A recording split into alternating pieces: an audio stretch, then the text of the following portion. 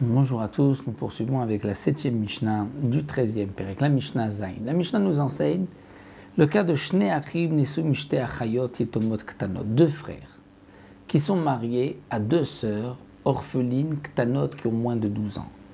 Donc il y a eu là un mariage qui n'était que Midera Banan, c'est-à-dire que ces deux filles-là n'ont pas été mariées par leur père, elles sont orphelines, elles ont été mariées par leur mère, leurs frères, elles ont elles-mêmes reçu leur kiddushin. Donc ce n'est qu'un mariage midera banan, elles peuvent refuser ce mariage avant l'âge de 12 ans. Donc les deux frères sont mariés à deux sœurs yetomot ou met baala shel achat mehem.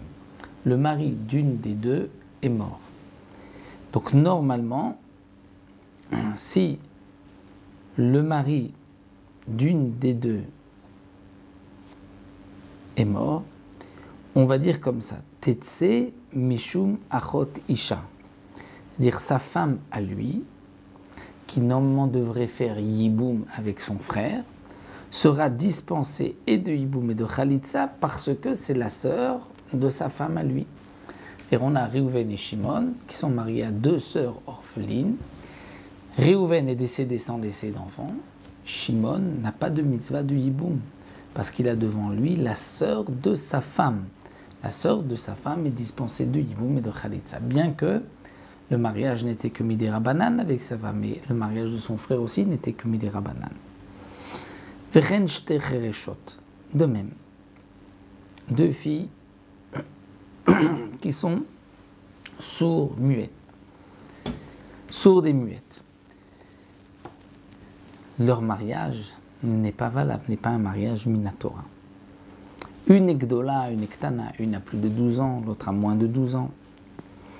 Alors on dira, met baala shel ktana, si le mari de la petite est mort, tetse ktana mishum achot isha, le mari de la grande, n'a pas besoin de faire yiboum parce que c'est la sœur de sa femme.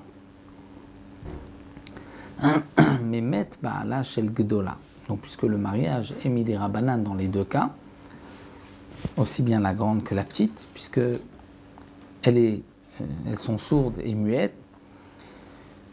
Donc lorsque le mari de la petite est décédé, la petite n'a pas besoin de faire yiboum, puisque vis-à-vis du mari de la grande, c'est la sœur de sa femme. Mais inversement, med baala shel gdola, si le mari de la grande est décédé, alors Rabbi Eliezer nous dit, melamdim et aktana shtemaen bo, on va dire à la petite de refuser le mariage qu'elle a contracté avec le frère, et puisqu'elle n'est donc pas mariée, son mari à elle pourra faire le yiboum avec sa grande sœur. Pardon. Mechila.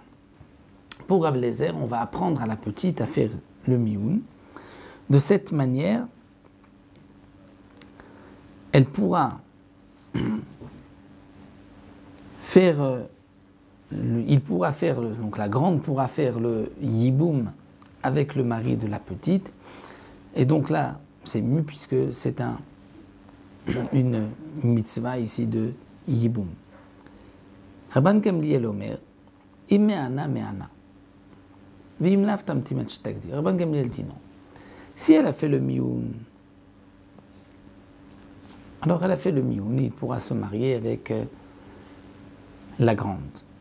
Mais sinon, si elle n'a pas fait le mioun, on ne peut pas dire que le lien de yiboum avec la grande va lui interdire la petite et on va lui demander de faire le mioun à la petite. Non. Tamtin achitagdil, elle va attendre jusqu'à ce qu'elle grandisse.